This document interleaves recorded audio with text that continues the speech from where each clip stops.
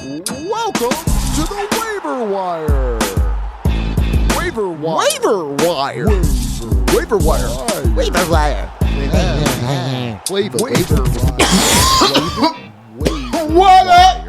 Welcome to the Waiver Wire, where fantasy players become fantasy legends. I am by myself. Mr. Dannon had to go out of town to see his familia. And, you know, I just didn't want us to miss a week. I know that the fantasy football has come to an end, but football's still arriving. I have this camera, you know, and I'm like, time for my close-up. You know, time. The last time I did, I think this is better. It looks better. The last time I did this, you could still, like, see my nuts and stuff. I guess I really wanted you to see me itching it because I know that that's what y'all live for every week is to see me sitting here just going to town on myself. But I thought I'd bring it in a little bit, bring it in a little bit, and we're going to do this up close and personal. Man, I was coughing right before this. What was that about? Oh, it's kind of burning too. I don't like to, you know.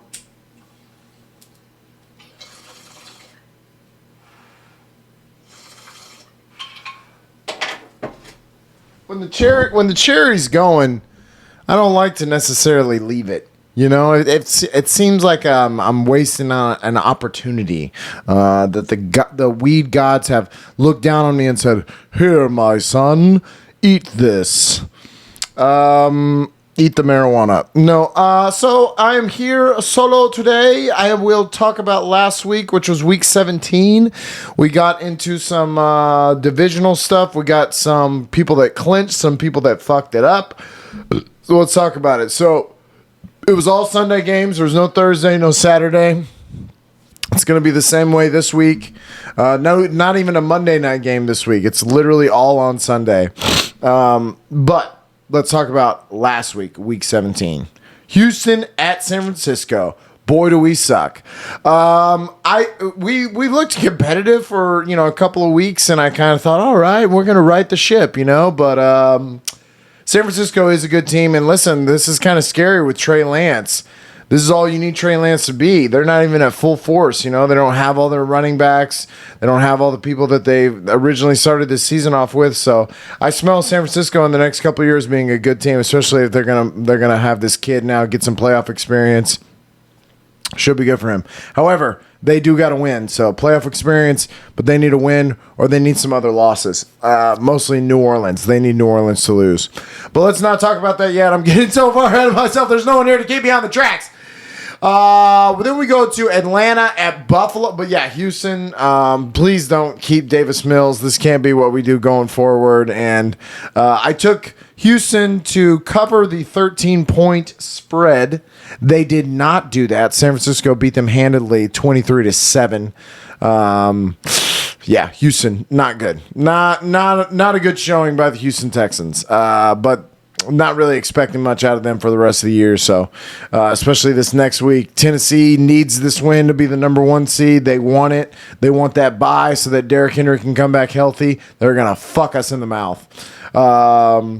Atlanta at Buffalo. Man, how about this, huh? So, it actually, if like from watching the game on the Red Zone, that when they were showing it, like it was closer than the final score says. Matt Ryan actually scored a touchdown, and then it got called back because of taunting because he threw the ball down and kind of talked shit over the guy that tackled him, which I thought was, come on, man, this is football. Matt Ryan took a shot. I mean, for an old guy, he got up, bounced right back up, and kind of gave it to him. So I kind of like that, but that's neither here nor there. They took the touchdown away, pushed him back halfway, and then he couldn't make the 4th down play. So there was 22-29, but they took those points away. Buffalo looks good. I'm not sold. You know what I mean? Like I think they kind of shook the cobwebs of New England, and I don't believe in New England, even though they throttled the Jaguars. I don't believe in them as a playoff team. But, I mean, they're going to be a tough out, but I just don't believe in them winning a Super Bowl. I don't think Mac Jones has got it. Got it the way my man had it. But Buffalo, they're going to be probably, they'll win their first round. I don't know who it's going to be. It might be New England. It might be, no, because if they're the 4... Let's see. The 7 will play the 2, so Kansas City would play the winner of Chargers and Raiders. And the Colts are going to end up playing probably the Bengals. I could see that probably ending up being what it is. And then New England and Buffalo. So we'll have New England and Buffalo in a playoff game. I think Buffalo gets it right. Ooh, man, but now that I'm talking it out, that's a big first game for Josh Allen to win. He's going to have to really shake those demons because the Patriots have definitely owned him. Even though, they won the last one. So who knows? Good games coming up. The football is finally here. The regular season games are cool, but the playoffs, man, where we get all good teams, we are fucking knocking the door down. But they did not cover the 14.5 points. They were at 14 points. Matt Ryan definitely helped me with that, but they didn't make the half. So I guess Vegas-wise, I did not get this right. MyBookie.com. Stay with me, though, because it's about to get good. The Giants at Chicago. I said Chicago would cover the 6. They did. 29-3. I think that's as many sentences as I need to say about that game. Who gives a fuck? It still blows my mind that Nick Foles sits on that bench. I will say that. But the Bears are bad. The Giants are bad. Kansas City at Cincinnati, one of the best games of the day. One of the best games of the year, I thought, because Joe Burrow, that was his coming out party, in my opinion. They need that win to put them ahead of Baltimore for sure and put them in a very strong case against Pittsburgh. There's really no way that Pittsburgh could get this. I think they could sneak into the playoffs, but the Cincinnati has clinched the division, if my memory is correct, with this win. And Cincinnati, man, they Jamar Chase, boy, woo! How high did he jump in next year's fantasy football draft? I mean, he was unbelievable. He set all kinds of records. I don't know what his final numbers were, but they were bonkers. It was like 266 or something like that. And the last plays of the game, too, were just like, you're going to leave him in single coverage? Okay. And they would just blunk, and they just beat him. And the thing about the Chiefs is, something about the mystique has worn off. It was kind of like when the Seattle Seahawks had that Legion of Boom, but then they got beat by the Patriots, and then just kind of the mystique was gone. I think we might be in the similar situation here with Kansas City. The mystique might be gone. I got to tell you, if I'm looking at the playoffs for the AFC, I can make cases for all of the teams, all of them, even New England, Indianapolis, and even one of these Chargers and Raiders teams, which have fucking rallied, and who knows who the fucking Chargers are, this could be a week that they completely fall apart, and maybe they don't even make the playoffs, and then it's the Raiders, who have also had a pretty good story. I could go for all of them over the Chiefs, is, I guess, my point. Tennessee, Cincinnati, Buffalo, New England, Indianapolis, and the Chargers of the Raiders. I could see it. I could see it in all of them. Why are they even keeping Pittsburgh and Baltimore in there? I guess I don't understand the math here. Maybe if Indianapolis loses, then Pittsburgh or Baltimore could potentially jump into that spot. Indy definitely needs this win over Jacksonville, and 15.5 point favorite on the road. I think they're gonna definitely make fuck on that. So, but yeah, Kansas City at the Bengals. Man, my Bengals came through. I picked them to win this. Kansas City was a 5-point favorite. So you went on there, you listened to me about my babies, about my new Bengals, and they got it done. Both of them going to be a tough out in the playoffs. I mean, do you want to see Joe Burrow and them cooking like that right now? I mean, T. Higgins is playing well. Joe Mixon is playing well. I love the Bengals, and I think they're going to be a good team for the next couple of years because Joe Burrow is legit. But Miami at Tennessee. Tennessee absolutely stomped Miami, which was very surprising because Miami needed this game. This was to get them in the playoffs, and they came out and laid an egg. I don't know if it's that they laid an egg or that Tennessee they're a good team. I mean, we are sleeping on the fact that Vrabel has coached the fuck out of this defense, that without Derrick Henry, they have not dropped. I think they've maybe lost 2 games since Derrick Henry went out. Derrick Henry's coming back. They win this game against the Houston Texans on Sunday, then they are the number 1 seed and they get a bye. Who wants to play Tennessee right now? I mean, they look really good. I hate seeing Vrabel do well when he was right here in our back door, but we had to stick with Bill O'Brien. The fuck? But Tennessee actually knocked Miami out of the playoffs, and they are out this year. Miami, though, the good young team, they're on their way. They had a bad outing here today, but they're on their way. Wow. So very interesting. Next game was the Vegas Raiders versus the Indianapolis Colts. We've been high on the Indianapolis Colts the last couple of weeks. Vegas was too, a 7.5 point favorite at home. They lost this because they lost the game 23-20. Vegas is just weird. Vegas can really hang in these games, these dogfight games. It seems like Vegas is really, really good at that. And we'll see. I mean, I don't believe in them as a playoff team. I do believe in Indianapolis because their defense is solid. And if they're a Jonathan Taylor team, you see how really talented they can be. So they lost this game, and I think it's going to light a fire on them. They get Jacksonville, the worst team in the league. So this will be a nice going out. They got to go out strong. And I think that going on the road into Jacksonville will be a good. You're about to be a road team, Indianapolis, so get ready. But I think they win this. I still believe in them. I still believe in them. They had some questionable calls. They had some Jonathan Taylor stuff that just didn't go their way.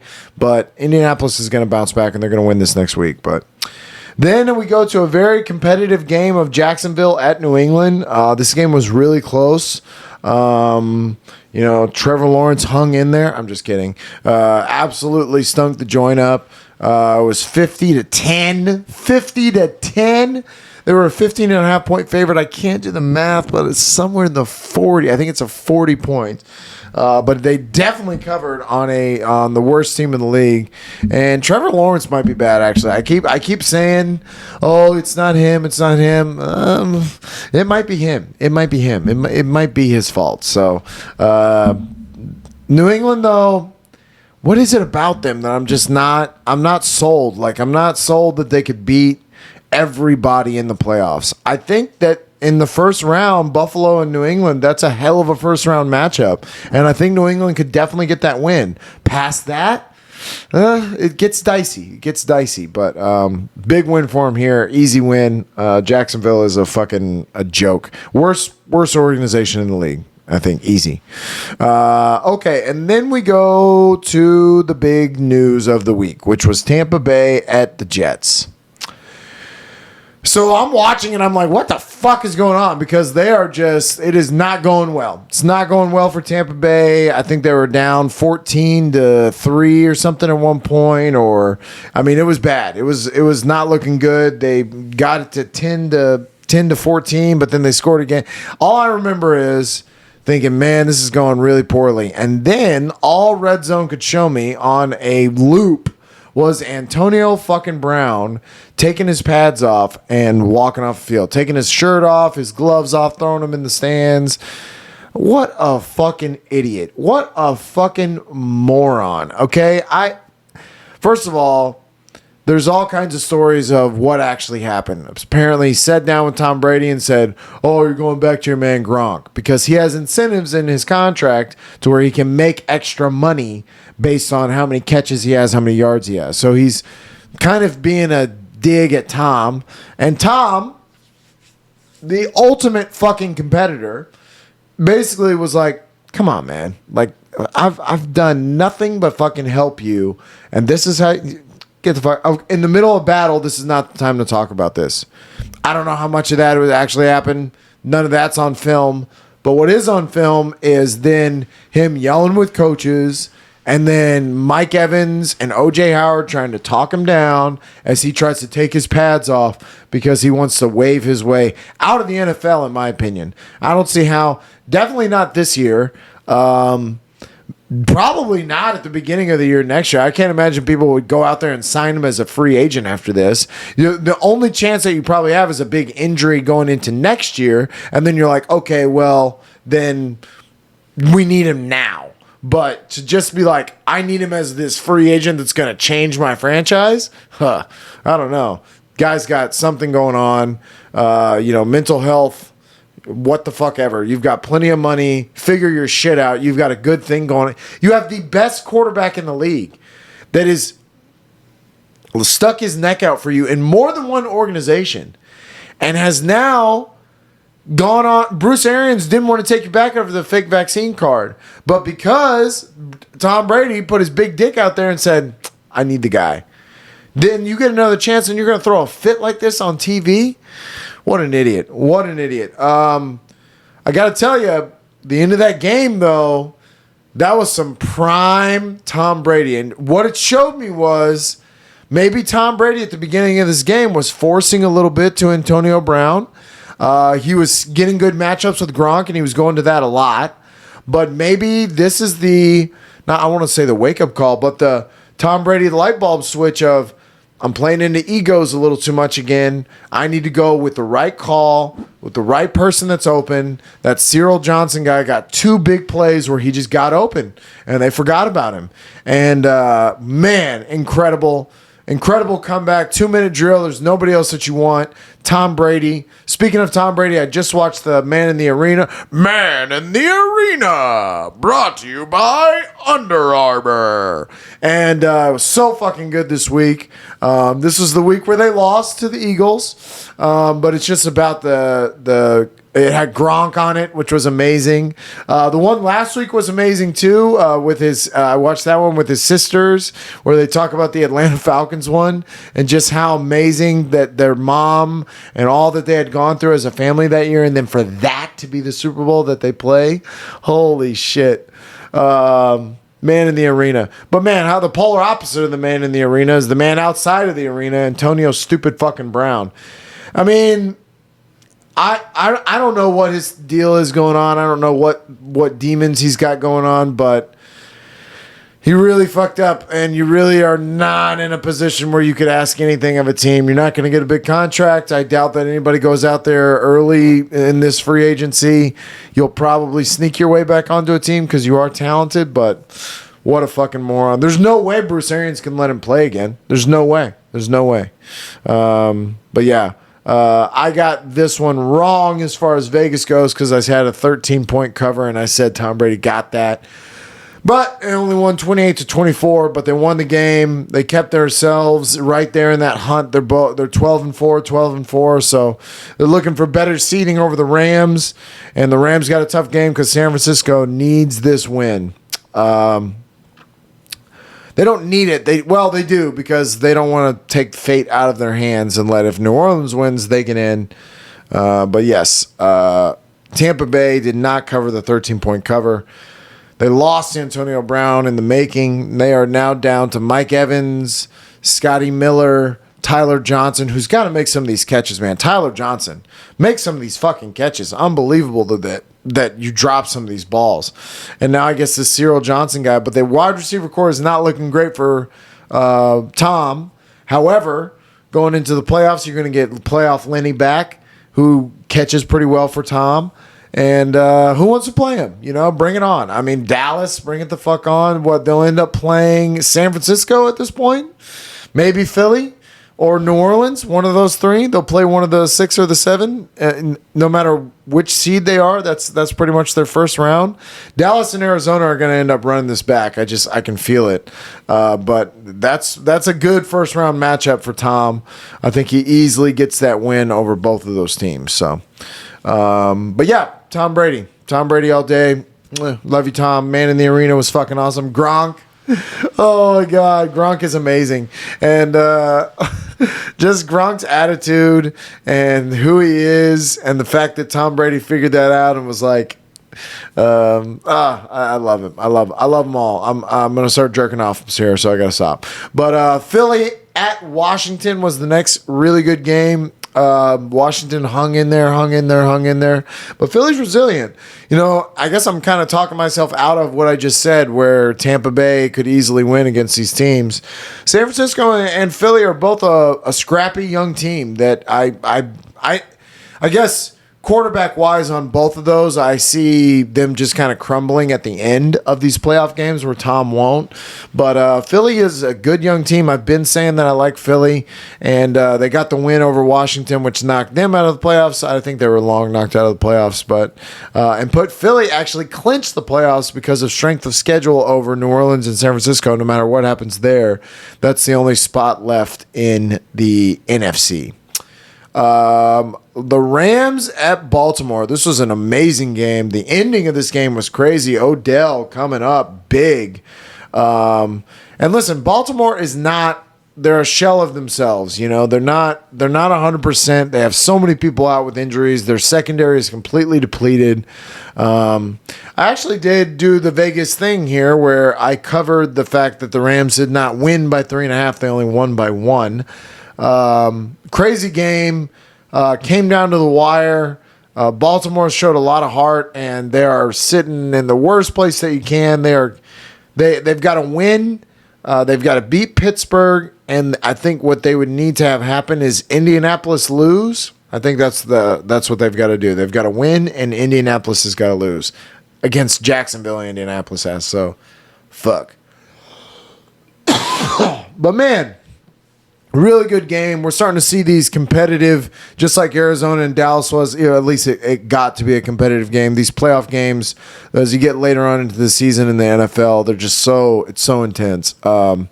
And Odell, man, came up big. I gotta say, Matt Stafford, you're in a position now that you have not been in the past, my guy. You are in a big spot here. So it'll be interesting to see how he responds to this because. The Detroit Lions never were at this spot where he's the 2 seed. He's going to have a home game.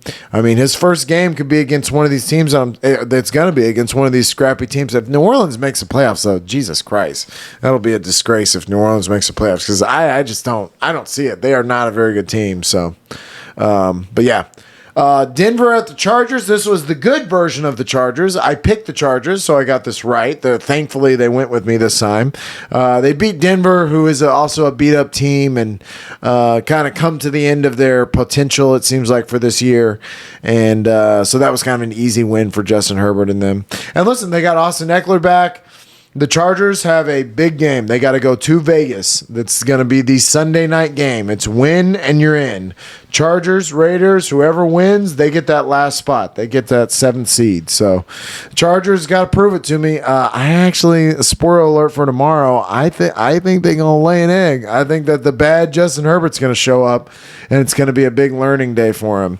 But that's just because you broke my heart all year, baby. Arizona at Dallas. Man, what a good game late. Early in the game, it seemed like Arizona was going to run away with it. But then, they got going a little more. That defense started playing hard for Dallas. They really tried to make it competitive there at the end. Dak made a couple of good throws there at the end. But Dak, I'm telling you, Dak is not it. He's not it. He is not going. They're going to lose this first round at home. They're going to win their division. They're going to have a home game, and they're going to lose in Jerry World. And Jerry's going to be pissed. But I can't not see that happening after the way that Dak is so just not consistent, and he doesn't have the fastball. That's what I always judge quarterbacks on. Do you have that where you have to sit down, put your fucking back into it, and throw that ball? And I just don't think he does. And I'm sorry. I mean, I'm whatever. Fuck the Cowgirls, but I don't think he does. So they lost to Arizona 25-22. Arizona now 11-5, just like Dallas. That really won't change whether Arizona wins or loses because of where San Francisco and Phillies. So they're locked into that 5 seed. So it'll be interesting to see who they play against Seattle this week. If they want to rest people and get them healthy, I could see them maybe doing that and maybe not seeing Kyler. But who knows? Maybe they want the rhythm to be there, and Seattle's long out of the playoffs, so that game does not have playoff implications. Carolina at New Orleans. I would say who gives a fuck, but New Orleans, by winning this game, kept themselves right in it. They are not eliminated. They have a chance. They have a fighter's chance.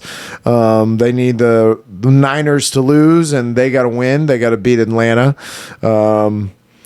But Carolina is a very bad team, and they need to do something about their quarterback, and they got to figure out what they're going to do for this young defense that is good, but they got to come up with some better schemes and some better draft picks. But it's kind of a lost season again for Carolina. And New Orleans, I mean, I know they got this job done based on Sean Payton being a good coach. I picked against them on this. I thought Carolina would win this game. I thought 7 was a little high. I thought them being a whole touchdown ahead of Carolina was a little high, but they won by 8, by 10-18. And then another really competitive game. Where was this Seattle all year, And I thought Detroit was a competitive team, but I guess they are not. They got the absolute dog shit kicked out of them. They must have scored some of this in garbage time, too, because for a long time it did not say 29. Seattle absolutely dominated 51-29.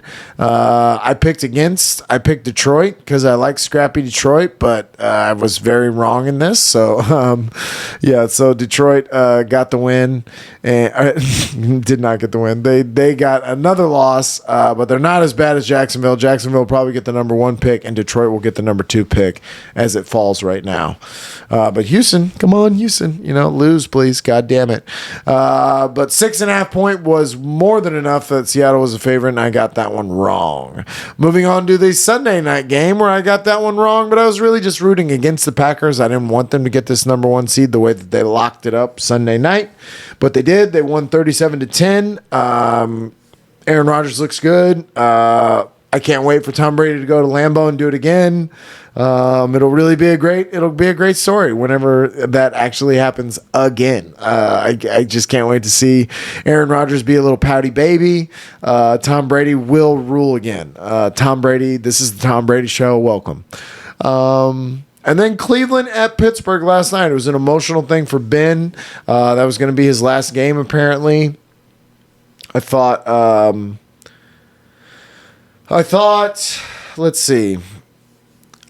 Ben shows moments still where it's like, yes, you could be a starting quarterback in this league. I don't know if Pittsburgh is the best place for you because they are kind of on a rebuild. You would think, but I mean they have weapons, and I guess their offensive line is bad, but their defense looked good last night. I don't know. Both of these teams are very weird. Cleveland, who the fuck are they? Are you gonna pay Baker? I doubt it very much. I don't think they're gonna do it, but maybe they do. Maybe they give him the $19 million and they tag him. Or maybe it's not a tag, but they just do the quality. I don't know what it is, but Cleveland, not the really disappointing year. I think with me and Dannon both had them winning the division, but they did not even come close. They're going to be last place. Pittsburgh came out, got this win, kept their playoff hopes alive. I mean, Indianapolis has to lose, and they got to win. They got to beat Baltimore at Baltimore. It's a big playoff potentially game. It all depends on what happens with Jacksonville, so I don't think you're going to have to worry about it, boys. But out of the 16 games, I got 9 right. Thank you. Go to mybookie.com. I'll take 9 and 7 wrong. Let me tell you, that's pretty good. I'm over 50%. So when I shoot, I almost hit. But going into the playoffs, I've kind of been talking all over it. But Tennessee is number 1, Kansas City's 2, Cincinnati's 3, Buffalo's 4, New England's 5. Those are not moving; those are locked in. But Indianapolis and could potentially, I think. Here's another scenario where if Indianapolis loses, why is Baltimore still in contention? That must mean that if Indianapolis loses and Baltimore wins, that they could get in. But yeah, the Chargers and the Raiders, I believe, will stay. I don't know who might have a stronger, so I don't know. That might be why it's liquid down there at 6 and 7. But the Chargers and the Raiders play each other to get in, and that's going to be a great game. That's Sunday night game. They moved that to the night game because it is the biggest of the playoff. It is play or go home, win or go home. Over on the NFC, things are more locked up because Green Bay is going to get that bye no matter what. Tennessee's playing for the number 1 seed, but Green Bay's got it. The Rams are the number 2 and Tampa Bay is number 3. That could flip-flop based on if the Rams lose next week to San Francisco. But Tampa Bay's got Carolina coming to town, and I think they're going to go all out because I think they know we need good momentum going into these playoffs. We can't have anybody get hurt, but good momentum. And then Dallas and Arizona, that's pretty much going to stay the same because I don't think Dallas could overtake either the Rams or the Buccaneers based on the losses that they have had. But San Francisco and New Orleans are in this, San Francisco, if they win, they're in. Philly is already in. They're locked up as the number 7 seed. It'd be interesting to see if they play everybody. They're playing Dallas. So I think Dallas probably will play everybody, but it'll be interesting to see what Philly does. They need everybody healthy because they've got a big game coming up against either Tampa Bay or the Rams. But yeah, playoffs on the way. We're going to talk about a silly little thing called Week 18. Who the fuck knows how many weeks we're going to have going forward in the we're going to be in it's week 22. Everybody's dead. They have no players left. They're signing people off the street. No, I'm just kidding. But yeah, I'm going to come back for a second show of just this beautiful face. These nipples. You can't see my crotch and I'm sorry about it.